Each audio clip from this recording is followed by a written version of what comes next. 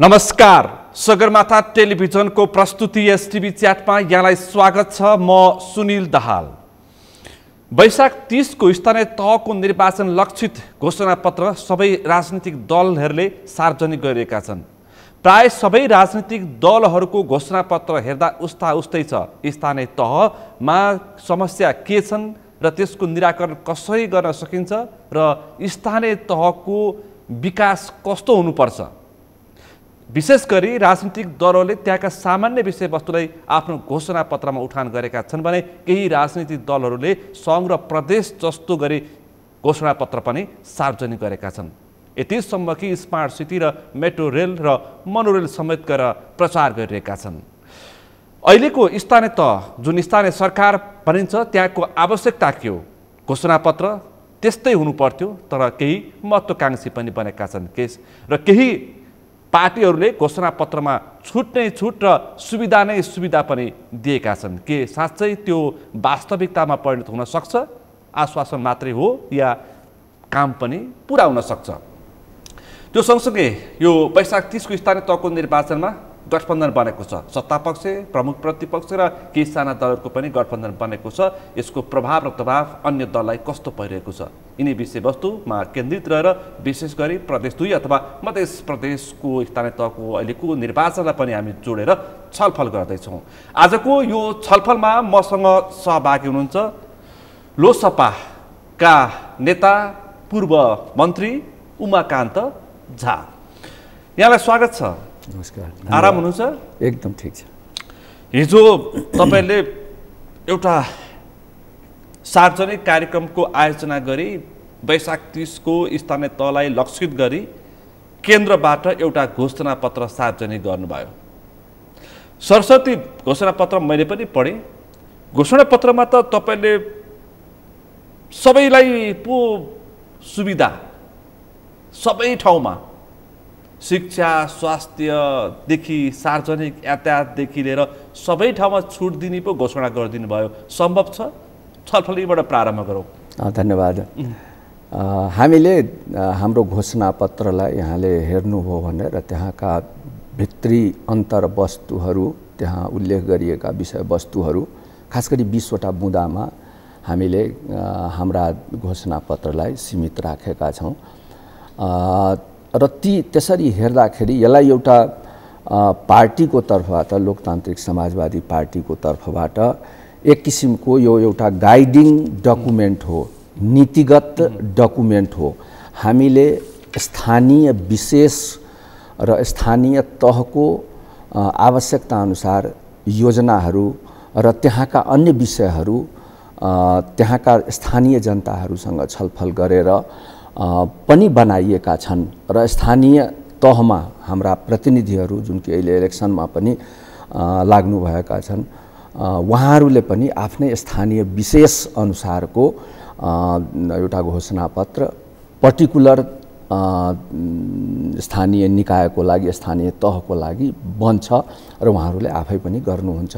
र यो अहिले जुन हामीले सार्वजनिक गर्यौँ त्यो केन्द्रीय कार्यालयबाट एउटा गाइडिङ डकुमेन्टको लागि दिशानिर्देश गर्ने खालको, दिशानिर्देश भन्दा फेरि यसलाई अन्यथा लिनु हुँदैन। हामीले कुनै हस्तक्षेप गर्न दबाब त्यो होइन। हामी यो भन्दा बाहिर नजाउँ, हामी यो भन्दा बाहिर यहाँ भित्र बसेर आफूसँग रहेका स्रोत साधनहरूको अधिकतम उपयोग गरेर जनताको स्थानीय निकाय सँग अपेक्षा गरेका विषयवस्तुलाई समेटेर स्थानीय तहको घोषणापत्र छुट्टै आउँछ।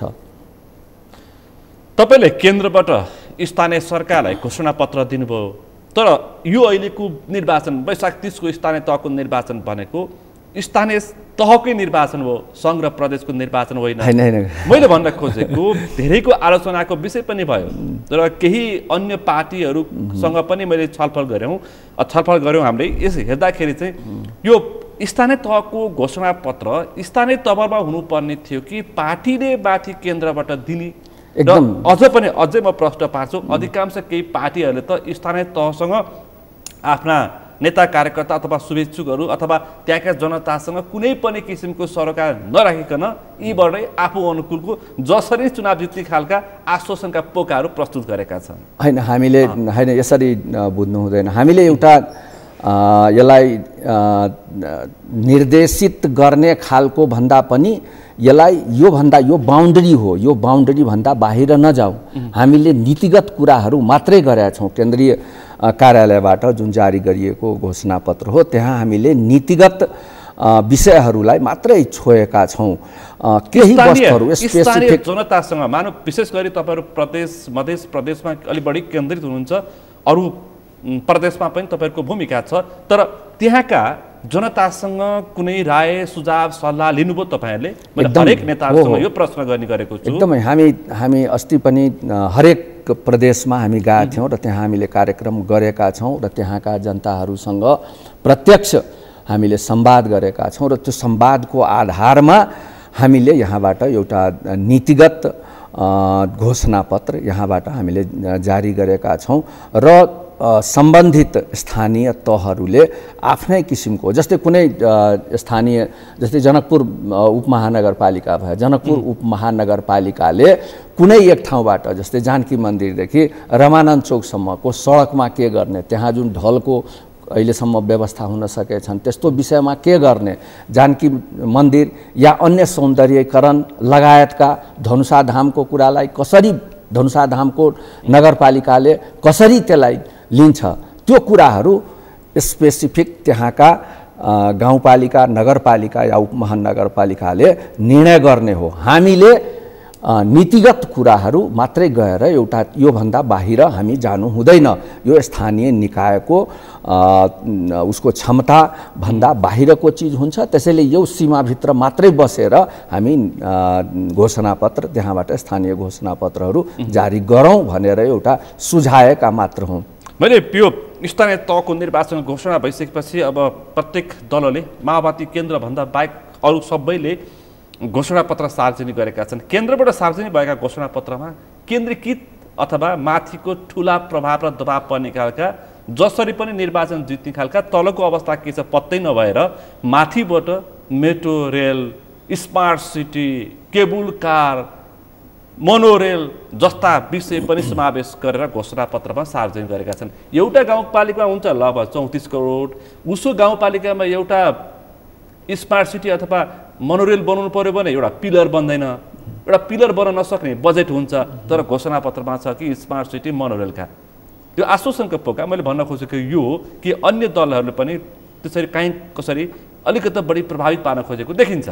त्यो तपाईँले पनि तपाईँहरूको पनि मैले हेरेँ, हामीले यस्ता महिलालाई निःशुल्क शिक्षाको व्यवस्था भन्नु छ, त्यसरी शिक्षा सार्वजनिक सवारी साधनमा निःशुल्क, गरिबका लागि स्वास्थ्य उपचार निःशुल्क, त्यो सँगसँगै स्थानीय तहको निर्वाचनमा सुत्केरीलाई निःशुल्कदेखि लिएर सबै निःशुल्क नै निःशुल्क छ तपाईँ घोषणापत्रमा। त्यो सम्बन्धित हाम्रो क्षमताले जहाँसम्म, जुन तहसम्म र जतिसम्म हामी निर्वाह गर्न सक्छौँ त्यो विषयहरूलाई मात्रै हामीले समावेश गरेका छौँ। निःशुल्क गर्ने भनिएका त्योभन्दा बाहेकका हामी त्यस्तै तपाईँले अघि कुरा जस्तै त्यो ठुल्ठुला बृहत आयोजनाहरू, मोनोरेल, हवाई जहाज को के भन्छ त्यो पानी जहाजको कुराहरू हामीले गरेका छैनौँ। त्यो विषय पनि होइन र स्थानीय तहको लागि त्योसँग त्यसलाई त्यो ढाँट्ने कुराहरू मान्छे अब त्यति अनभिज्ञ छैनन् र सबै बुझ्छन् हामी किन त्यो चिज भनिरहेका छौँ भने त्यो हामीभन्दा पहिला सर्वसाधारण जनताले बुझ्छन्, एनालाइसिस गर्छन्। नेताले घोषणापत्रमा यहाँनिर झुट बोल्यो भनेर प्रष्ट जनताले एकैछिनमा पढ्दा पनि थाहा पाउँछन्। एकदम त्यस्तो अवस्था छ। अब जस्तै पुराना नेतासँग भ्रममा हुन्छ।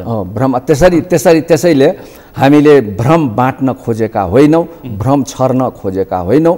हामीले एउटा, मैले अघि पनि भने, एउटा गाइडिङ प्रिन्सिपल, गाइडिङ नीति, दिशा मतलब देखाउने एउटा नीति र त्यो बाउन्डरीहरू मात्रै हामीले मार्गदर्शन मात्रै हो, निर्देशन चाहिँ होइन।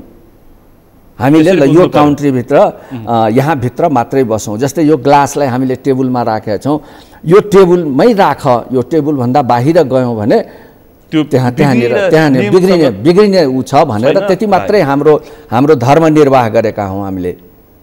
चुनाव जित्नु छ यति त गर्नै पर्छ, घोषणापत्र सार्वजनिक गर्नै पर्छ। मैले भन्न खोजेको मध्य प्रदेशमा समस्याहरू विकृतिहरू छ होइन। अब दाइजो प्रथाको जुन किसिमका समस्या छन्, चेलीबेटीको शिक्षाको कुराहरू छन् होइन, अथवा चेली बचाऊ बेटी बचाऊ पढाऊ भन्नेसम्मको नारा दिनुपर्छ, त्यहाँ त्यस्ता कार्यक्रमहरू ल्याउनुपर्छ होइन। तपाईँले त्यहाँको जिरो ग्राउन्ड लेभल तपाईँले बुझ्नु भएको छ, त्यो अनुसार घोषणापत्र आएको छ। मैले सारांशमा मात्रै पढेर समीक्षा गर्ने प्रयास गरेँ। हो, यसमा जुन चिजहरू केन्द्रीय सरकारले जस्ता विषयहरूको उठान गर्नुपर्ने थियो, केन्द्रीय सरकारले उठान नगरेकोले हामीले बाध्य भई प्रदेश स्तरमा र स्थानीय स्तरमा त्यस्ता विषयहरूको उठान गर्नु परेको हो। जस्तै तपाईँले अघि बेटी बचाऊ बेटी पढाऊ बेटी बचाऊ भन्ने अभियान, त्यो भन्नुपर्ने विषय हो र, तर त्यो भनौँ न एउटा यो भनौँ न, यो त्यो भन्नुको पछाडि हेरौँ अब यहाँ भित्र लुकेको मानव प्रति नै एउटा कलङ्क जुन हुन्छ ठाउँ ठाउँमा, हरेक ठाउँमा हुन्छ। मानव के भन्छ, मानव धर्म विरुद्ध या मानव अधिकार विरुद्ध या भनौँ न अनेक किसिमको किन भन्नु पर्छ। अहिलेको यो लोकतान्त्रिक पद्धतिमा यो समाजमा त्यो नैसर्गिक अधिकारभित्र पर्छ, स्वाभाविक हो। जन्मिसकेपछि शिक्षा स्वास्थ्य रोजगार विरोध समस्या हो, समाधान राज्यको हो र त्यो हुनुपर्छ, दायित्व सबैले बोध गर्नुपर्छ। त्यही त एउटा मान्छेको भनौँ न कहीँ भ्रूणमै पनि उसको उत्पत्ति भयो भने त्यहाँदेखि उसको अधिकार सुरु हुन्छ, ऊ बाँच्न पाउने अधिकार सुरु हुन्छ, ऊ सास लिन पाउने अधिकार त्यहाँ सुनिश्चित हुनुपर्छ, उसले खान पाउने, लाउन पाउने, स्कुल जान पाउने, शिक्षा पाउनु पर्नेदेखि लिएर अन्तमा त्यसका अन्य जुन धार्मिक सांस्कृतिक आस्था र अन्य कुराहरू छ त्यो सम्पूर्ण पाउने अधिकार उसले पाउनुपर्छ। केही विषयहरूलाई संविधान प्रदत्त अधिकारको रूपमा पनि लिएको छ। तर घोषणापत्रमा यसरी म यसलाई तपाईँसँग थुप्रै राजनीतिक विषय प्रसङ्गमा पनि मैले कुराकानी गर्नुपर्ने छ। तपाईँको जिल्ला धनुषा, हजुर, धनुषा तपाईँको क्षेत्र नम्बर 4 महेन्द्रनगर, हजुर, महेन्द्रनगर तपाईँको नगरपालिका, हजुर, तपाईँको नगरपालिका हो। त्यो नगरपालिकाभित्र के समस्या छन् तपाईँ दैनिक रूपमा त्यहाँ पुग्नुहुन्छ, प्रायः पुग्नुहुन्छ, उतै बस्नुहुन्छ, त्यो छेउमै महेन्द्रनगरको होइन बर्दिवासदेखि जनकपुरसँगको हाइवेमै तपाईँको छेउमै घर छ। तपाईँलाई प्रश्न थाहा छ, त्यहाँ खानेपानीको समस्या छ, त्यहाँ ढलको समस्या छ, त्यहाँ स्वास्थ्यको समस्या छ, त्यहाँ शिक्षाको समस्या छ, त्यहाँका भित्रका सडकहरूको साना गल्लीहरूको पक्की गर्नुपर्नेछ होइन, कृषकको समस्या छ, मलखातको समस्या छ, बिउ बिजनको समस्या छ, यिनी होइन नि सामान्य रोजगारीको समस्या छ। सबभन्दा विकराल अवस्था भनेको प्रदेश नम्बर 2 मा यो वैदेशिक रोजगारले खाली भएका गाउँहरू छन् तपाईँहरू। त्यसैले मैले घोषणापत्रमा चाहिँ सारांशमा यी विषयवस्तु आउनु पर्थ्यो, आएको छ कि छैन भन्ने हो। तपाईँ घोषणापत्रमा आफै पनि तपाईँले यसको महत्त्वपूर्ण भूमिका निर्वाह गर्नुभएको छ। तपाईँ पूर्व मन्त्री प्रशासन पनि बुझेको मान्छे। म त भनौँ न अब मेरो पुरानो ब्याकग्राउन्डको हिसाबले पनि त्यो आफ्नो निर्वाचन क्षेत्र मात्रै होइन कि सम्पूर्ण राष्ट्रलाई पनि कहाँ के कस्ता विकासका आवश्यकताहरू छन् त्यसको विषयमा अलिकति चासो राख्ने र त्यहाँ केही आवश्यकता छ भने त्योसँग सम्बन्धित क्रियाकलापमा जोडिएको व्यक्ति हुँ। र खास गरी तपाईँले अघि हाम्रो छिरेश्वरनाथ नगरपालिका भन्छ अहिले, अनि त्यो नगरपालिकाभित्र भएका व्यथितिहरूको बारेमा पनि यहाँले कुराहरू गर्नु हो। जस्तै भनौँ म एउटा जस्ट उदाहरण मात्रै दिन सक्छु। अब मेरो घर भनेको छिरेश्वर नगरपालिकाको वार्ड नम्बर 4 मा हो। त्यहाँ केही कामहरू हामीले जस्तै सडक त्यहाँ निर्माण गरिदिनुपर्छ, त्यहाँ सिँचाइको व्यवस्था गरिदिनुपर्छ, त्यहाँ स्कुल निर्माण गरिदिनुपर्ने हुन्छ, त्यहाँ सामुदायिक भवन निर्माण गर्नुपर्ने हुन्छ। आजसम्म म भन्दैछु, म यो सार्वजनिक रूपमा भन्दैछु, स्थानीय सरकारले कहीँ कतै 1 पैसा पनि खर्च गरेका छैन। ल भन्नुस्, यो हो वास्तविकता, यसलाई बुझ्नुस्, यसलाई हामीले बुझ्नुपर्ने हुन्छ। ल भन्नुस्, जहाँ त्यो 4 नम्बर वडा भनेको म पनि छु नि, त्यहाँ म पनि बस्छु, त्यहाँ के व्यक्तिगत उसमा हामीले गर्नुपर्ने हो, त्यो स्थानीय निकायको दायित्व होइन।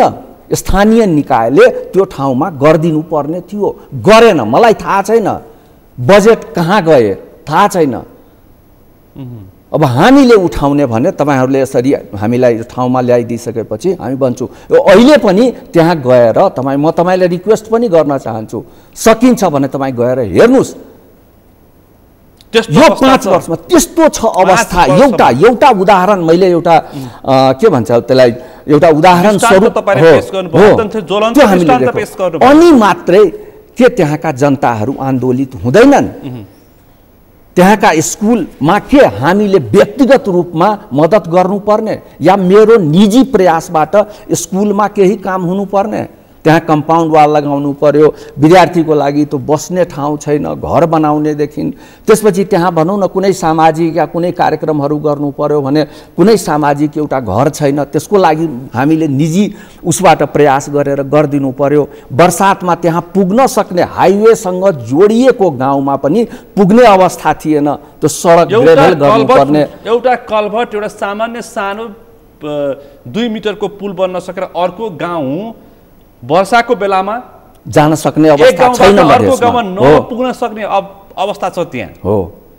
त्यो त तराईमा विकास सहज तरिकाले हुन्छ, डाँडाकाँडा पहाड पनि होइन हो, सामान्य तरिकाले पनि अथवा सहज तरिकाले पनि त्यहाँ विकास हुन्छ, सम्म ठाउँ छ तर पनि विकास हो। विकास तपाईको पनि हो जाजु, तपाईले विकास हो एकदम हो। म आफ्नो म तपाईले त्यही भन्दैछु हो, पदीय उसबाट। तर अहिले भनौँ न, अहिले जुन हैन नेतृत्वमा जहाँसुकै जति बेला म भए पनि मैले निर्वाह गर्नुपर्ने त्यो राष्ट्रको लागि एउटा निर्वाह गर्नुपर्ने हुन्थ्यो र त्यहाँ बसेर पनि मैले कुनै त्यही मैले भने बााउन्ड्री भन्दा बाहिर गरेर गएको होइन।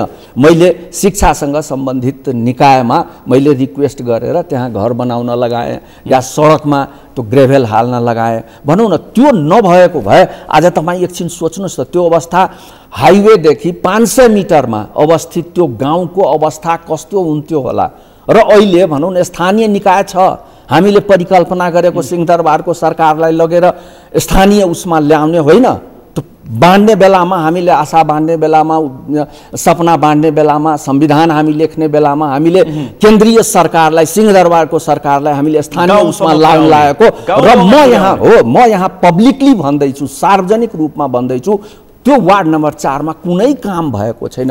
अनि त्यसपछि हामीले यो गाइडिङ डकुमेन्ट हामीले यहाँबाट जारी गर्नुपर्ने अवस्था आयो हो।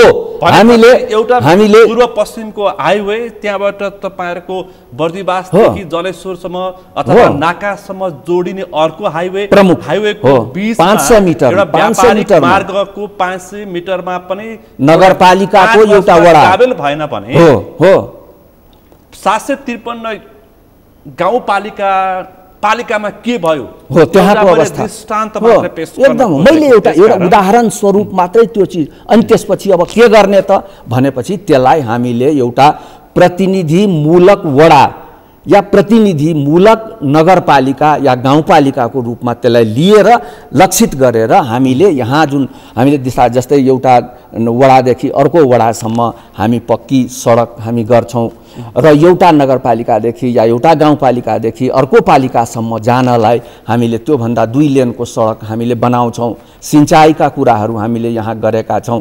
के त्यो गर्नु भनेको शौचालय पनि अत्यन्तै समस्या हो। तराईमा स्कुलको कुराहरू गर्छौँ, स्वास्थ्यको हो, शिक्षा, नहरमा पानीदेखि लिएर पिउने पानीको अर्को समस्या अत्यन्तै जटिल छ। थुप्रै छन्। तपाईहरुका सामान्य जनताले घर दैलोमा प्राप्त गर्ने नैसर्गिक अधिकार पनि स्थानीय तहले दिनुपर्छ भन्ने मान्यता हो अहिले। यही साधारण सामान्य कुराहरू जुन त्यहाँका जनताहरूले अपेक्षा गरेका छन्, त्यही सामान्य र साधारण कुराहरूलाई हामीले अहिलेको घोषणा पत्रमा हामीले जारी गरेका छौँ। एउटा घोषणा पत्रमा एउटा विषय छुटेछ, सबभन्दा बढी भ्रष्टाचार र कमिसन मध्य प्रदेशमा भयो भनेर थुप्रै आलोचना भयो। महालेखा परीक्षणको रिपोर्टमा पनि त्यस्ता प्रशस्त छन्, किनकि अख्तियार मध्य प्रदेशमा गयो भने प्रत्येक पालिकाका प्रमुखहरू अख्तियारको फन्दामा पर्न सक्छन् भन्ने किसिमको रिपोर्ट पेश गरेको छ।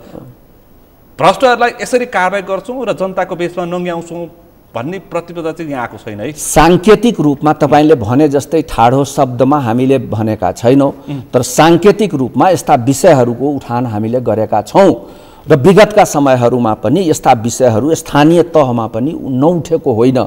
अब सम्बन्धित निकाय अब अलिकति के भन्छ त्यसलाई सम्बन्धित निकायहरूले यी विषयहरूमा जस्तै त्यहाँ स्थानीय प्रशासन छँदैछ, भनौँ न अख्तियार दुरुपयोग निवारण आयोग छँदैछ, थुप्रै छ त्यहाँ नजिकै छन्। हो अब हेर्नुपर्छ, ती संस्थाहरूले हेरेकै होलान् र त्यहाँबाट जनसमक्ष गर्यो, अख्तियारले कारबाही गर्यो भने नेता कार्यकर्ताहरू अख्तियारको कारले घेर्न पुग्छन्। केही समय अगाडिको दृष्टान्त पेश गरे, साइकलमा भएको भ्रष्टाचारको कुरा आउँदाखेरि त्यस्तो अवस्था छ। फेरि त्यस्ता विषयहरूमा अब प्रतिवाद गर्नुपर्छ, आफ्नो कार्यकर्ता नेता भनेर जोगाउनु हुँदैन, संरक्षण गर्नु भएन। त्यस्ता विषयहरूमा सम्बन्धित निकायहरू कठोर हुनै पर्छ। त्यसमा त्यहाँ विरोध हुँदै हेर्नु भएन, त्यो कुराहरू त्यहाँ आवाज त उठ्यो। आवाज उठिसकेपछि अब के भइरहेछ सर्वसाधारणलाई जानकारी छैन, यो विषयको जानकारी छैन। भन्नु यस्तै हुने हो भने अब यसले के भन्छ, यसले के देखाउँछ, यस्तै हो हामी चुप लागौँ भनेर भनेको हो। त्यसैले सांकेतिक रूपमा हामीले यस्ता विषयहरूलाई अब ठ्याक्कै तपाईँले भने जस्तै होइन जान्छु, यसलाई त प्रष्ट जनताले बुझ्ने भाषामा तपाईँले घोषणापत्रमा राख्नु पर्थ्यो। मैले प्रत्येक नेताहरूलाई, प्रत्येक दलका नेतालाई बोलाएर तपाईँको घोषणापत्रमा भ्रष्टाचार कमिसन खाने अनि कर्मचारी र जनप्रतिनिधि मिलेर चोसोमेसो मिलाएर खाने, नमिले झगडा गर्ने, त्यसको अन्त्यको लागि खास के छ दण्डको कार्यक्रम भनेर मैले सोधेको छु। होइन, यसमा हामीले यहाँसम्म होइन, त्यो एउटा अख्तियार जस्तो निकायलाई मात्रै होइन कि हामीले नाउँ नै लिनुपर्छ। जस्तै अदालतमै भइरहेको कुराहरूको बारेमा पनि हामीले यसमा हामी यस्ता विषयहरूलाई हेरिनु पर्दछ भनेर हामीले भनेका छौँ। अब तपाईँले भने जस्तै ठ्याक्कै त्यो शब्दहरू हामीले प्रयोग गरेका छैनौँ, तर यहाँ भइराखेका विषयवस्तु तिनटै अङ्ग अहिले भन्नुहोस् न, अहिले के छ आफ्नो उसमा छैन नि त, फङ्सन गरिरहेको छैन भनेर अहिलेका व्यथितिहरूको मुख्य जड नै एउटै कुनै सिस्टम बिग्रेर त भएको होइन नि, सम्पूर्ण सिस्टम नै फेल हुने अवस्थामा पुगिसकेछ। पैसा कार्यपालिका पनि प्रशस्त तपाईँको चुप गएका हो, एकदमै हो, एकदमै हो। बजेट केमा खर्च भएका छन् भन्ने आफन्तका उपभोक्ता समिति आफन्तलाई दिएका छन्, उपभोक्ता समिति मार्फत काम, त्यहाँबाट कमिसन खाएका छन्।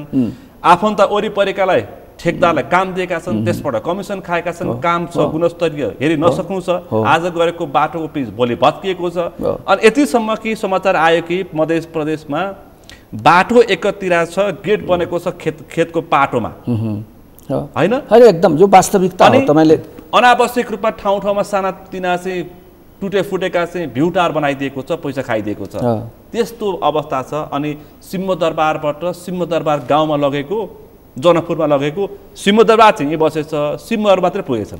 एकदम सही हो, सिंह मात्रै पुगेछन् जनकपुर। एकदमै तपाईँले जनकपुरको मात्रै एउटा दृष्टान्तको रूपमा 2 नम्बर मध्य प्रदेशलाई दृष्टान्तको रूपमा एउटा प्रतिनिधिमूलक प्रदेशको रूपमा हामी लिन सक्छौँ।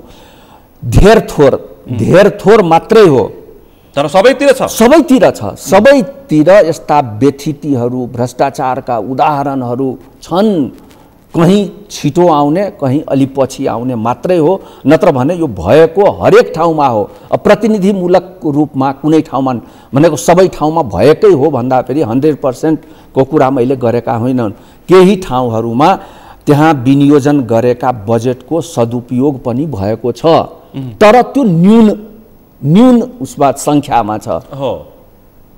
भनेपछि अब जनताले रिपोर्ट हेर्दाखेरि त 753वटा पालिका मध्ये त 10-12वटा पालिका मात्रै उत्कृष्ट भए भनेर समाचार आउनु नपर्ने हो नि त। त्यसैले हामीले 700 नै अथवा सबै नै ती पालिकाहरू नै उत्कृष्ट भए, यति गर्न सके, यति प्रतिशत पुँजीगत खर्च भयो, यतिसम्म बजेट खर्च भयो, यो ठाउँमा लगाइयो भनेर आउनु पर्थ्यो। तर प्रतिनिधिहरूले, गाउँपालिकाका वडा अध्यक्षले के गरे भन्दाखेरि घरै नबनेको आफ्नो खेतको बारीको अथवा खेतको पाटोमा लगेर ढलान बाटो बनाइदिए। त्यस्ता विकृत रूपहरू जताततै छन्, हामी गएर अहिले हेर्न सक्छौँ त्यो कुरोहरू। त्यसैले पनि हामीले के भनेका छौँ भने हाम्रो उसमा भनेका छौँ, थोरै गर्न सकेका छौँ। हाम्रो उपस्थिति पनि उपस्थिति भनेको तपाईँले जहाँ जहाँ चुनाव जित्नु भएको छ, अब तपाईँहरू जसपाबाट फुटेर लोसपा बन्नु भएको छ, हो त्यसमा लोसपाले जितेका ठाउँहरूमा चाहिँ कति काम गयो? अब समीक्षा यो पनि हो, फेरि एकदमै 5 वर्ष संहिताको तपाईँहरू पक्षधारी हो। संहिताको जग भनेको स्थानीय तह हो। स्थानीय तहको लागि तपाईँले ठुलो लडाइँ लड्नु भएको छ। संहिताको कारणको पहिलो खुड्किलो यही नै हो। एकदमै हो। त्यसकारण यहाँ मानिसहरूले स्थानीय तहलाई यसरी देखाएर अब संहिता नै खारेज गर्नुपर्छ भनेर प्रश्न चिन्ह उठाउन थालेका छन्, अनि त्यसकारण तपाईँहरू सचेत हुनु पर्दैन। त्यसैले हामी संघीयताका पक्षधरहरू, संघीयता जुन आन्दोलनबाट र जनताको चाहनाबाट जुन संघीयता आएको हो, संविधानमा त्यतिसम्म लेखियो, त्यो नै उपलब्धि हो। र त्यो उपलब्धिलाई कायम गर्नलाई हामीले घोषणापत्रमा स्पष्ट भनेका छौँ। यो कुराहरू हामीले थोरै गर्न सकेका छौँ अहिलेसम्म, र धेरै गर्न बाँकी छ, र त्यसको लागि प्रयास स्वरूप हामीले यो घोषणा पत्रमा हामीले कुराहरू उठान गरेका छौँ, हामीले यहाँ देखाएका छौँ। ती विषयहरू हाम्रा स्थानीय निकायमा जुन हाम्रो अब हुने स्थानीय निकायको इलेक्सनबाट जुन प्रतिनिधित्व गर्छौँ ती ठाउँहरूमा 35,221 जना 35,221 जना 753 वटा पालिकाबाट आउनुहुन्छ। त्यसकारण यो सबैलाई सन्देश हो। आज तपाईँसँग छलफल गर्ने मौका पारेर मैले मध्य प्रदेशको विषय उठान गरेको, त्यो पनि एउटा महत्त्वपूर्ण विषय हो। विकृति र विसङ्गति र सामाजिक कुरीतिले अत्यन्तै जटिल र अत्यन्तै कठिन अवस्थामा रहेको मध्य प्रदेश हो। त्यसको लागि पनि तपाईँले विशेष कार्यक्रम ल्याउनु भएको छ।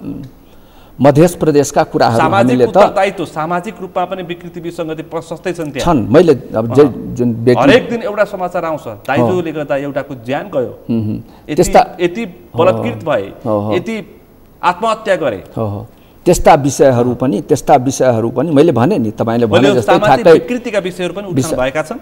छ सामाजिक, तर तपाईँले भने जस्तै मैले भने नि, यस्तो यो नेसनल उसमा डकुमेन्टमा हामीले ठ्याक्कै त्यस्ता कठोर शब्दहरू प्रयोग गरेका छैनौँ।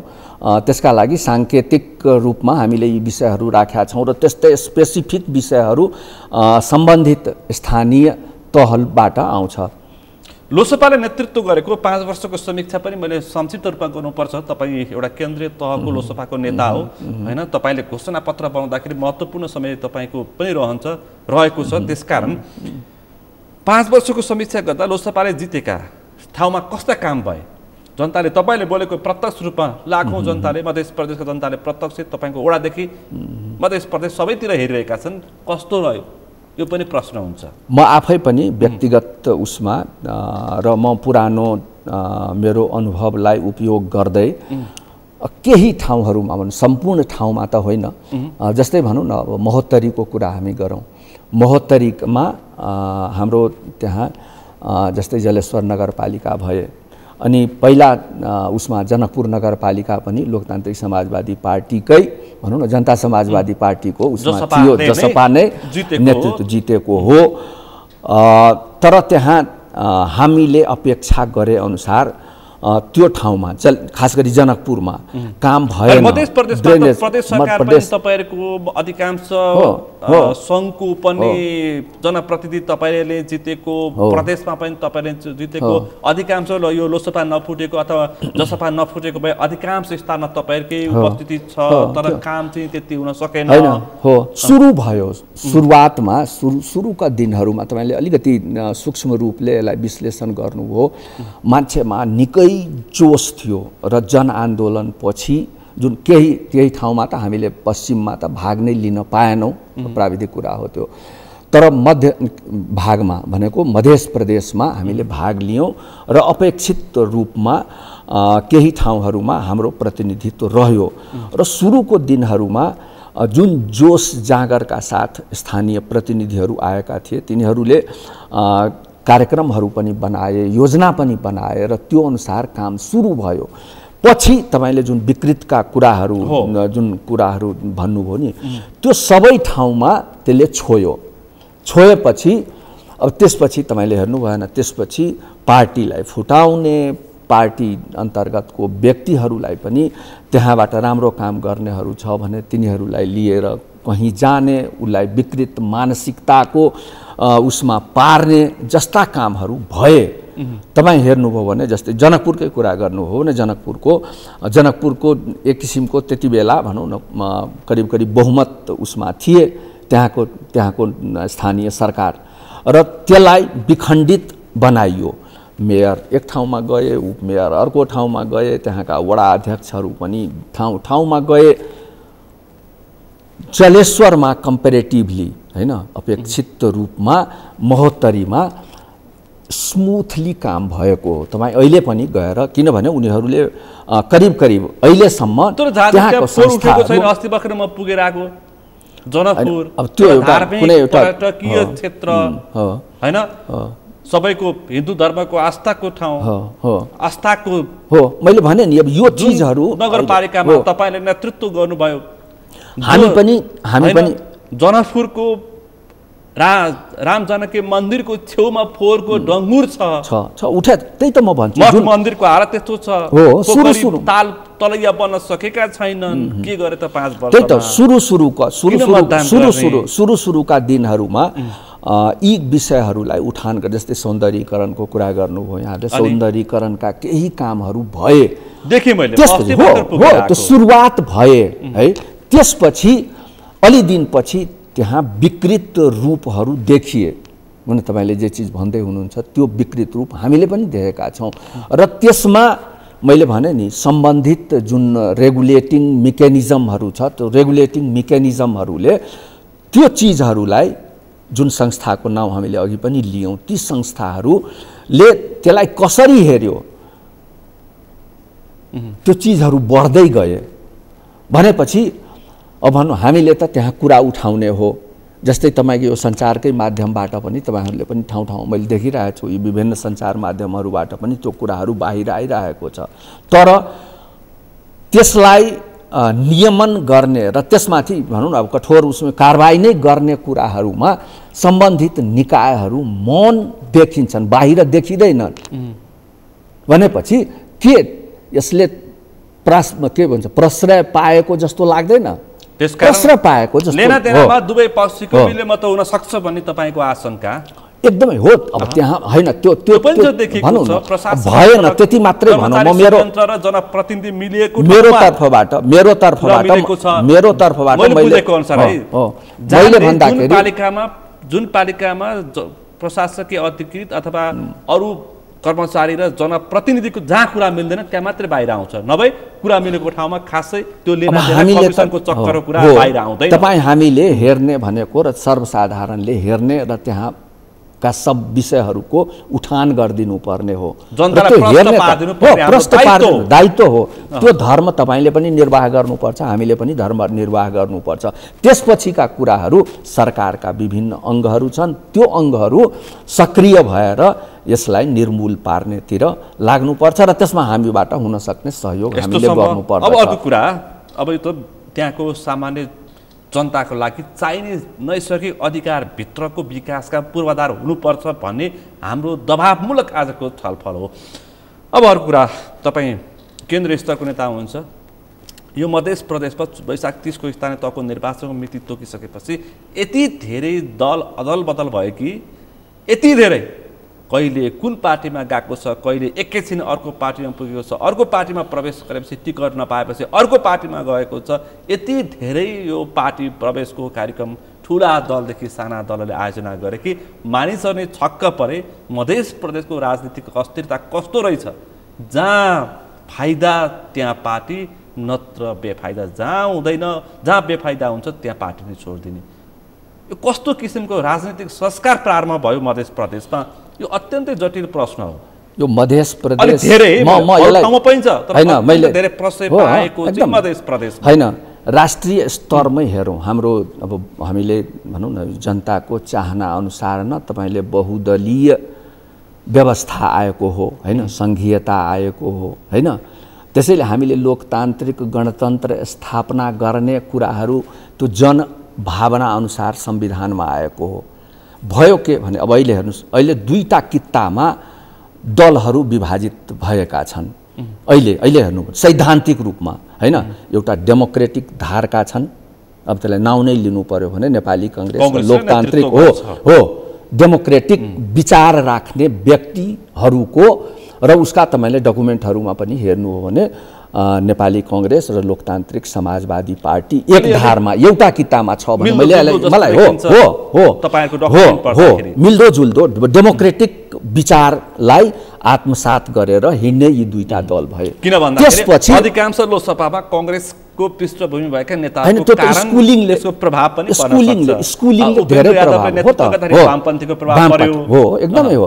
त्यसपछि तपाईँ यतातिर भनौँ न एमाले लगायत के अरे माओवादीको कुरा गर्नुभयो भने या माधव नेपालजीको दल भन्नुहोस् या अन्य जुन दलहरू छन् ती दलहरू कम्युनिस्ट विचारधाराबाट अभिप्रेरित भई म कम्युनिस्ट नै भन्दिनँ तर कम्युनिस्ट विचारधाराबाट भनेको स्पष्ट रूपमा दुईटा धार देखिए यहाँ हैन। भयो के अब त के हुनु पर्थ्यो भने तपाईँ आफ्नो मन मिल्ने या विचार मिल्ने धारका दलहरूसँग तपाईँ एकताबद्ध भई तपाईँ आफ्नो भावनालाई त्यहाँ प्रतिनिधित्व या प्रतिबिम्बित गर्न या त्यसलाई भनौँ न स्पष्ट रूपले जनतामा लाउन तपाईँले चाहनुभयो भने स्मुथली जान्छ त्यो कुराहरू। पहिले हेर्नुहोस् सिद्धान्त एकातिर छ, यहाँ हेर्नुहोस् कांग्रेस माओवादीसँग मिल्न गयो हैन। अन्य भनेपछि एउटा डेमोक्रेटिक फोर्स अथवा अझै पनि उपेन्द्रलाई पनि जोडियो भन्दा वामपन्थी निकर भन्दा चार छन् कांग्रेस एकातिर छ एउटा गठबन्धन विचार मिल्दैन विधि मिल्दैन संस्कार मिल्दैन स्वभाव मिल्दैन व्यवहार मिल्दैन आकाश पाताल फरक छ। उनीहरुको चुनाव जित्नकै लागि गठबन्धन छ भनेपछि के प्रतिपक्ष के छ नेकपा एमाले राप्रपा परिवार दल लगायतका दलहरू छन् चुनावी भनेपछि के हामी के खालको मिल्नु पनि तपाईको डकुमेन्ट हेर्दा कांग्रेस र जसपा तर छ अर्कै भनेपछि सैद्धान्तिक राजनीतिक संस्कारको हो कस्तो विचलन हो त यो विचलन जुन देखियो नि यो नै यहाँनिर नै यो नै ट्रेजेडी हो के यो अहिलेको मूल विषय नै तपाईँ एउटा सिद्धान्त एउटा विचार लिएर जनता अगाडि जानुहुन्छ ल म यो विचारलाई आत्मसात गरेँ र यो विचारलाई इम्प्लिमेन्ट गर्नलाई यसलाई मूर्त रूप दिनलाई हामी तपाईहरूसँग छौँ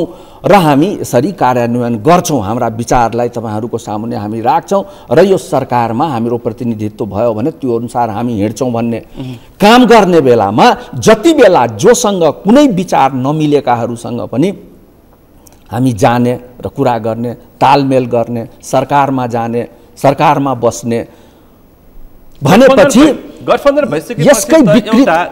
भइसकेपछि त एउटा सार्वजनिक रूपमा सामूहिक प्रतिबद्धता आउनुपर्ने हो नि त त्यो समय छैन। अब घोषणापत्र फरक छ हो मेयर कांग्रेसको छ उपमेयर माओवादीको छ मेयर एमालेको छ उपमेयर राप्रपाको छ घोषणापत्र फरक छ चुनावमा सँगै छ भनेपछि यो झुटको खेती तपाईँ कति दिन गर्न सक्नुहुन्छ? जनताले बुझ्नु पर्दैन यो विषयहरू। यो गठबन्धन के का लागि गरिएको छ भने तपाईँ हामी एकछिन अगाडि जुन कुराहरू गऱ्यौँ नि जुन विकृत स्वरूपको कुराहरू हामीले गऱ्यौँ जुन भ्रष्टाचारका कुराहरू गऱ्यौँ यो अहिलेको तालमेलले सफल कार्यान्वयन भयो भने अहिले जुन स्टेजको जुन स्केलको भ्रष्टाचार लगायतका व्यथितिहरू अहिले देखिएको छ कयौं गुणा बढी यसपछि हुने निश्चित छ। के का लागि यो गठबन्धन भएको के को लागि हो? यो जुन विचार कसै जससँग मिल्दैन उसँग गएर गठबन्धन गरेर इलेक्सनमा लड्ने ठाउँ भनौँ न अब सबै दलहरू एकै ठाउँ मिलेर इलेक्सन लड्यो भने के भयो? के हामी यसलाई हैन अब यसलाई नराम्रो उसमै भन्नु पर्यो भने के हामी दल चाहिँदैन देशमा? संविधानमा जुन चीज हामीले स्वीकार गरिसकेका छौँ बहुदलीय व्यवस्थाको लागि हामीले लागिराखेका छौँ गणतन्त्रलाई हामीले स्थापित गरिसकेका छौँ के त्यो भन्दा हामी बाहिर गइराखेको हो? एउटै दल देशमा हुन्छ भनेर त्यतातिर हामी गइराखेको हो भने त्यसको जिम्मेवारी यी 5 दलहरूले लिनुपर्ने हुन्छ। के हामी अब के स्पष्ट रूपमा भन्ने हो भने के यिनीहरूले अब यो देशमा दल चाहिँदैन हामी निर्दलीयतातिर गए हुन्छ भन्न खोजेको हो? स्पष्ट रूपमा जनतालाई भन्नु पर्यो। लोकसभाले पनि त चुनावी गठबन्धनको लागि प्रयास गरेको होइन, कदापि होइन। मिटिङ गर्न पुगेकै हो नि त, कदापि होइन, होइन होइन होइन महत्त्व होइन होइन। कसैले राजनीतिक होइन, हुँदै होइन, गेटमा महन्त र राजेन्द्रलाई छिर्नै दिनु भएन रे। नपत्याएको भन्यो ल भन्नुहोस्, लोकतान्त्रिक समाजवादी पार्टीले कुन यस्तो राष्ट्रघात या कुन के गरिदियो जसको कारणले लोकसभासँग मिल्न नहुने वा त्यस्तो कुराहरू गर्न नहुने, विश्वास गर्न नहुने भन्ने देख्नुहुन्छ तपाईँले? यी सब भ्रम हुन्। अनि भनेपछि एउटै मधेस आन्दोलनबाट उब्जेका दुई पार्टी, एउटा महन्त ठाकुरले नेतृत्व गर्नुभएको छ, पछिल्लो समय एउटा विशेष गरी भन्नै पर्छ जसपाको उपेन्द्र यादवले नेतृत्व गर्नुभएको छ, अरू पनि छन् वरिपरि। यी दुई शक्ति त एउटै कित्तामा आएर चुनावी प्रतिस्पर्धा गर्न सकिरहेका छन् भने अरूलाई किन आरोप लगाउने जहाज्यू? होइन, आरोप भन्दा पनि अब यो हेर्नुहोस्, यो जनतालाई बहुत मुद्दा मिल्छ हैन? हो, जनतालाई ठाकुरको पार्टी र उपेन्द्रले नेतृत्व गरेको पार्टीको थोर बहुत मधेस केन्द्रित, मधेस प्रदेश केन्द्रित अथवा प्रदेश नम्बर 1 अथवा 5 मा तपाईहरुको धेरै प्रभाव छ, त्यहाँ मुद्दा मिल्छ होइन? तर किन तपाईहरु समेत एकताबद्ध हुन सक्नु भएन? हैन, त्यसको चर्चा हुन्छ, त्यसको झलक बहस हुन्छ नि त। त्यसको झलक देखिन्छ, तर त्यो झलक के को लागि? त्यो भ्रम अहिले टुट्यो नि त मान्छेहरुको, एकदमै क्लियर भयो नि त। त्यो के को लागि, त्यो के का लागि, एकदमै हो, त्यो स्पष्ट रूपमा भयो। भनेपछि जनताले अब बुझ्न केही बाँकी छैन। यो अहिलेको स्थानीय तहको निर्वाचनले सबैलाई तह लगाउँछ।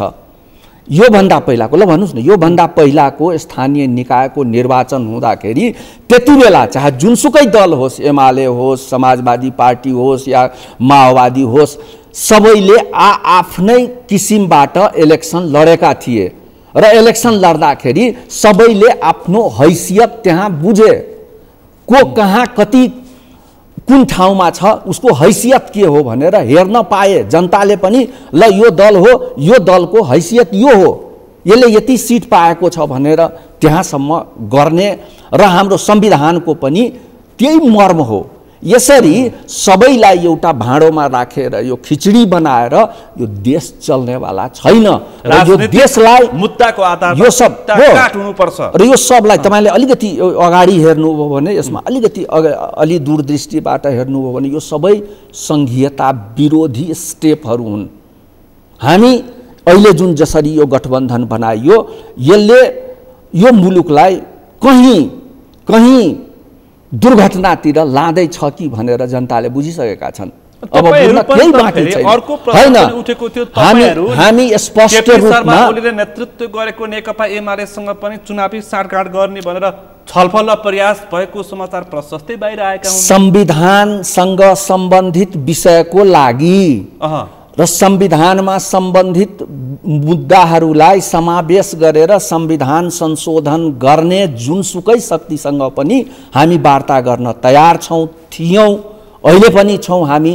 तर कसैसँग हामी गएर उसको सिद्धान्त विपरीत हामी गएर गठबन्धन बनाउने वा यस्ता गर्ने, यस्ता दुर्घटना निम्ताउने विषयवस्तुलाई हामीले कहिले पनि प्रश्रय दिएका छैनौँ। चर्चा भयो कि यदि माधव कुमार नेपालको पार्टी फुटाउनको लागि 20% को अध्यादेश ल्याइयो, त्यसको अवसर तपाईँले पनि उपयोग गर्नुभयो। त्यस्तो अवस्था नआएको भए तपाईँहरू, यतिसम्म चर्चा भयो कि केपी शर्मा ओलीले नेतृत्व गरेको नेकपा एमालेको सूर्य चिन्हबाट तपाईँहरू चुनावी प्रतिस्पर्धा गर्दै हुनुहुन्थ्यो भन्नेसम्मको चर्चा आयो। त्यति तपाईँहरूको कुरा मिल्यो? सरकारमा जानुभयो पछिल्लो समय तपाईँहरू, ओलीले नेतृत्व गरेको सरकारमा। अब एउटा मात्रै भनौँ न, अब यतातिर मैले भने त डेमोक्रेटिक होइन भन्नलाई त भन्छन् नि मान्छेहरू, तर होइन, तर समयले यो सब चिजलाई त गर्दै जान्छ नि त, यसलाई क्लियर गर्दै जान्छ नि त। अपेक्षा अब हो, समयले यो चिजहरूलाई चिर्दै जान्छ। जुन अस्तिसम्म जुन भ्रम थियो मान्छेहरूमा थियो होला नि, तपाईँले भने जस्तो त्यो भ्रमहरू थियो भने, ती भ्रमहरूलाई त अहिले धेरै क्लियर भइसकेका छ नि त। ठिकै छ नि, हामी त्यति बेला पनि हामीले जति सिट आयो, हामीले हाम्रो सैद्धान्तिक रूपले, हामी प्राविधिक रूपले हामी पश्चिमको क्षेत्रहरूमा, पश्चिमको उसमा हामीले स्थानीय उसमा भाग लिएनौँ। भनेपछि हाम्रो उपस्थिति यहाँ के अरे मध्य प्रदेशमा मात्रै रह्यो र त्यति बेला भनौँ न एउटा दलको हरेक दलको आफ्नो हैसियत त्यहाँ देखिया थियो नि त। अनि खोइ त अब जनताले जान्न चाहँदैनन् यो विषयहरू। मध्य प्रदेशमा यसपटक रोचक यो निर्वाचन हुनेछ। एकातिर गठबन्धन छ, एकातिर तपाईँ, अर्कोतिर एमाले पनि सबै मध्य प्रदेशका अधिकांश नेतालाई सोरेर पार्टीमा प्रवेश गराइरहेछ। यतिसम्म कि महानगरका मेयरहरू समेत तपाईँका पार्टीबाट विगतमा सँगै हुँदाखेरि है, अहिले त होइन, त्यस्ता मेयरहरू पनि एमालेमा प्रवेश गरेका छन्। दैनिक रूपमा केपी शर्मा ओलीले गएर मध्य प्रदेशमा पार्टी प्रवेश गराउनु भयो भनेपछि यसपटकको निर्वाचनमा तपाईँ एकैछिन लोकसभाभन्दा माथि बसेर तपाईँले जवाफ दिँदाखेरि कस्तो खालको परिणाम आउन सक्छ? कांग्रेस माओवादी सहितको गठबन्धन कहीँ बाँकी छ, कहीँ भएको छैन। केही ठाउँमा फेरि माओवादी र जसपाको गठबन्धन छ। फेरि अर्को रोचक प्रसङ्ग, फेरि त्यही भित्र अर्को पार्टी पनि आएको छ, सीके राउत, डाक्टर सीके राउतको जनमत पार्टीले भन्छ कि महन्त र उपेन्द्रलाई म ठाउँको ठाउँ सिद्धाइन्छु भनिरहेछ। कस्तो आउँछ परिणाम? अनि त्यही त मैले भने यो चिजहरू अब अहिले मात्रै हामीले भनेर जुन जसरी मैले सैद्धान्तिक कुराहरू गरेँ नि अघि, त्यो सैद्धान्तिक धरातलमा बसेर हामीले अहिलेको गठबन्धनलाई हामीले हेऱ्यौँ भने यसले के परिणाम दिन्छ? मैले सोधेको सैद्धान्तिक परिणाम आउँछ। मैले त्यही त मैले होइन, मैले सैद्धान्तिक परिणाम नै भन्नुहोस् न। सैद्धान्तिक परिणाम के आउँछ त? यसको मतलब के दलीय उसलाई हामीले समाप्त पार्न खोजेको हो? यी सबै दल एक ठाउँमा मिलेर इलेक्सन लड्नुको अर्थ के हो? सबै भनौँ न सबै विचारधाराका व्यक्ति एकै ठाउँमा आएर मिलेर गर्ने हो भने यो इलेक्सनको कुनै मतलब छ? त्यो त एउटा होइन, सैद्धान्तिक होइन। मैले भने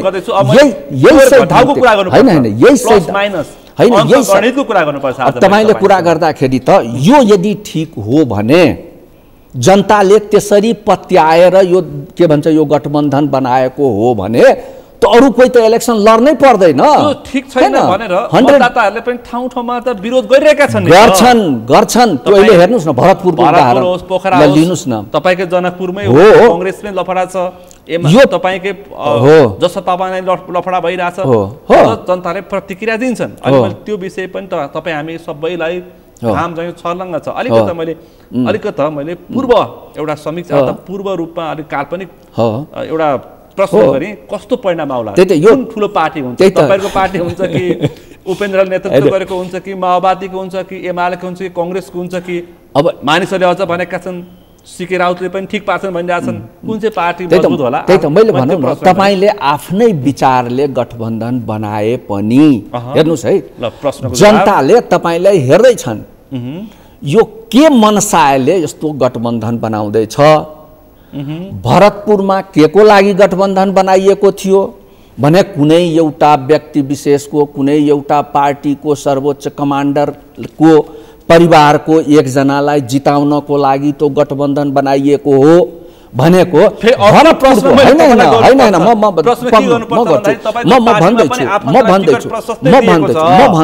भन्दैछु भनेपछि त्यहाँ किन बनाइयो त गठबन्धन भनेपछि त्यो एउटा व्यक्तिको लागि त्यहाँ गठबन्धन छ र त्यसको लागि त्यत्रो हेर्नु भएन। अहिले सम्पूर्ण राष्ट्रिय राजनीति ती घुमिराखेको थियो, भरतपुरकै चारैतिर घुमिराखेको थियो।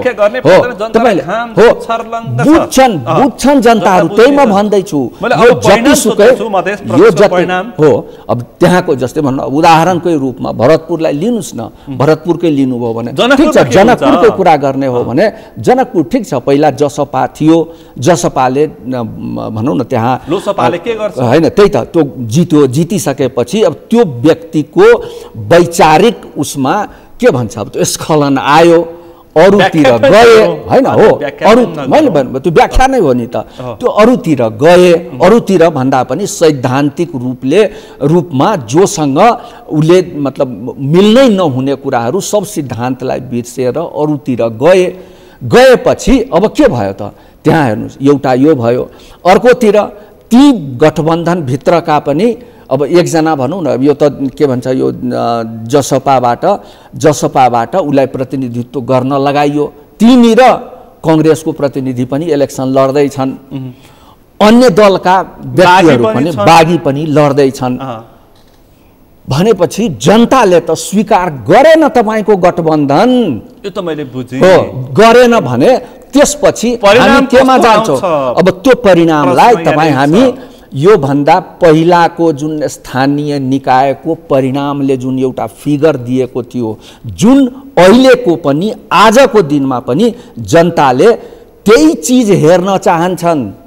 कुन दलको राष्ट्रिय राजनीतिमा कस्तो हैसियत छ त्यो स्थानीय निकायले, स्थानीय तहको निर्वाचनले निर्धारित गर्छ र त्यो ऐना जस्तो छर्लङ्ग पार्छ। तपाईँले अलिकति कूटनीतिक जवाफ दिनुभयो। तपाईँको पार्टीको हालत के हुन्छ मध्य प्रदेशमा? मेरो प्रश्न सिधै होइन, हामीले कहिले पनि होइन, तपाईँलाई दोस्रो हुन्छ कि तेस्रो हुन्छ कि चौथो हुन्छ? होइन, हामीले कहिले पनि अब यो इलेक्सनमा लड्दाखेरि हामीले कहिले पनि मान्छेलाई या जनतालाई हामीले भ्रममा राख्न चाहदैनौँ। भ्रममा के र जो वास्तविकता हो, हाम्रो हैसियत या लोकतान्त्रिक समाजवादी पार्टीले आफ्नो अवधारणा पत्र जनता समक्ष ल्याइसकेको छ र त्यो हामी गर्न प्रतिबद्ध छौँ र लोकतान्त्रिक समाजवादी पार्टीलाई विश्वास गरेर हाम्रो भनौँ न मध्य प्रदेशमा एक किसिमको हाम्रो उपस्थिति छ, त्यो चिज हामीलाई स्वीकार गर्नुपर्छ। नेताहरूले के भन्दैछन् भनेदेखि गठबन्धन बलियो छ, हामी काहीँ पाँचै दल छौँ, काहीँ हामी माओवादी र जसपा मिलेका छौँ, लोसपा सिद्धियो भन्नलाई त जे पनि भन्न सक्छन्। लोसपा सिद्धियो भने भन्दैमा लोसपा सिद्धिने चिज होइन।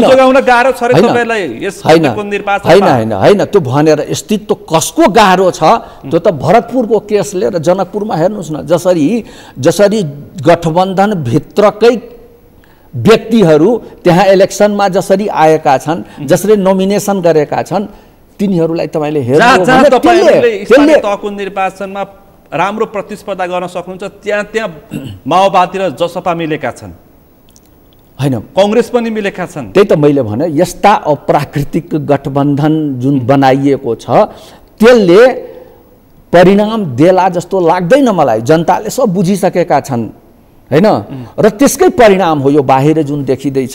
यो परिणामहरू, यो जुन बाहिर जुन कुराहरू आउँदैछ, जुन त्यो चिजहरू त्यसकै परिणाम हो। टिकट पाउँदाखेरि पनि तपाईँले लोसपालाई चाहिँ एउटा परिवार जस्तै पार्टी बनाउनु भएको छ अरे, सबै आफन्तलाई बाँडेको छ अरे, त्यसकारण जित्दैन। जसपाका नेताले चाहिँ व्याख्या गरे छैन। त्यस्ता के पनि होइन। त्यस्ता तपाईँ उदाहरण देखाउनुहोस् न मलाई। छैन, त्यस्तो को छ? अहिले भरतपुरको म भन्छु, मैले त भने, नि तर तपाईँ भन्नुहोस् जनकपुरमा कलाई जनकपुरमा हामीले कलाई दियौँ, वीरगन्जमा हामीले कलाई दियौँ, विराटनगरमा हामीले कलाई दियौँ। कुन परिवार देख्नु भएछ तपाईँले?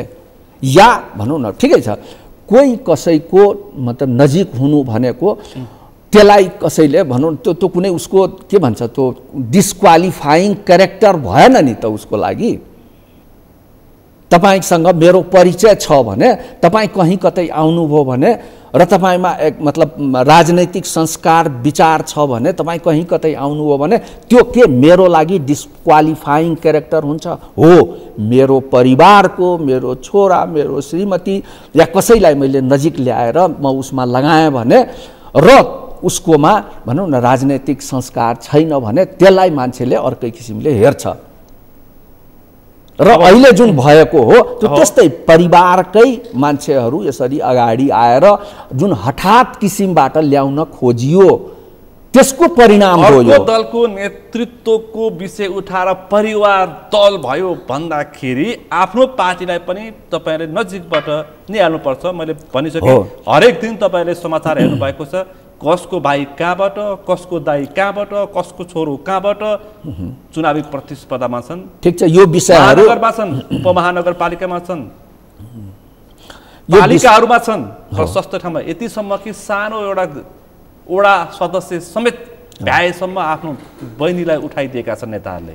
राजनीतिक संस्कारको विषय पनि उठान गर्दैछु। हामी सचेत छौँ तपाईँले उठाएका विषयहरूप्रति, हामी सचेत छौँ र यस्ता विषयहरू न हामी कहाँ हामीले त्यस्तो कहीँ कतै गरेका छौँ र म चाहन्छु, हामी चाहन्छौँ, लोकतान्त्रिक समाजवादी पार्टी चाहन्छ तपाईहरूको तर्फबाट पनि यस्ता विषयहरूलाई, यस्ता विकृत स्वरूपहरूलाई, यो पार्टीहरूको जुन विकृत स्वरूप र विकृत रूप जुन जसरी बाहिर आइरहेका छन् त्यो विषयहरूलाई तपाईँहरूले पनि बाहिर ल्याइदिनु पर्यो। जनता करप्सन हुनु भएन, जनपक्षीय काम हुनु पर्यो, परिवार जस्तो पार्टी हुनु भएन र टिकट वितरण गर्दाखेरि योग्यता र क्षमता एकदम हो पनि हो।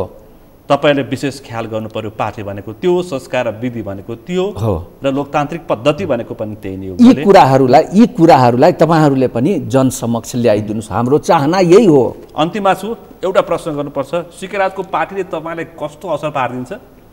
ठाउँको ठाउँ ठिक पार्छु भनिरहेछन् सिके राउतले। त्यो भन्ने अब त्यो त्यस्ता शब्दहरू प्रयोग गर्नेहरूसँग होइन, त्यस्ता शब्दहरू उसले पनि निर्वाचन मध्य प्रदेशलाई व्यक्तिगत रूपमा भन्ने हो भने सिके राउत एउटा विषयलाई लिएर राजनीतिमा प्रवेश गरेको व्यक्ति हो। पछि के कारणले होइन, मैले भने म एकदम होइन, उसले त्यहाँबाट विचलित भएर है, मैले भन्दाखेरि त्यसलाई त्यहाँबाट विचलित भएर अरूतिर लाग्नुभयो भनेपछि उहाँको सिद्धान्त राजनीति ती समाप्त भइसकेको छ। एक लाइनमा मध्य प्रदेशमा लोसपा ठुलो कि जसपा ठुलो हुन्छ?